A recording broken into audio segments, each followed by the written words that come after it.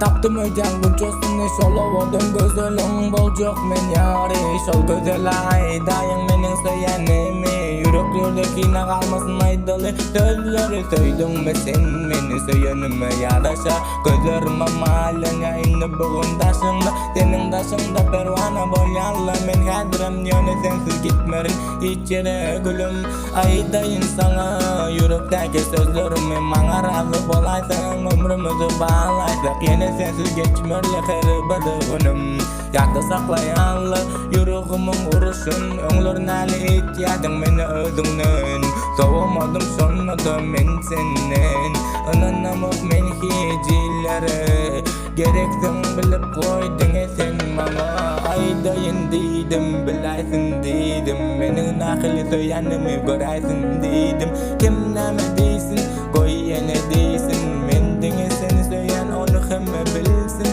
sen bol yuhra menem tahirim geçeli bu dünya ahirim senin boldun yüreğimde dahilim mena kaldım bolup sana bakıyorum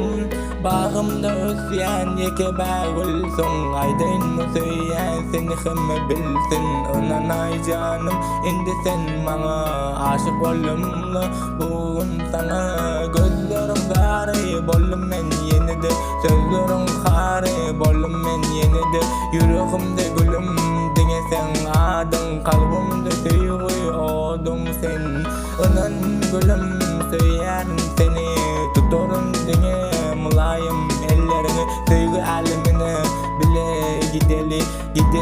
dine şeyledi eşken mi canım dine sen men ki dimana mana men özüven ki bermerin seni hiç vakitleri kimleri dinlep anandın kimleri öңlerin ali ihtiyacın meni özünden soğumadım sonra da men senden ananamok meni hicillere gereksin bilip koydun sen bana aydayın sana yürekteki sözlerimi bana razı bolaysın ömrümüzü bağlaysak yine sensiz geçmeli her bir günüm yakta saklayanlı yüreğimin vuruşun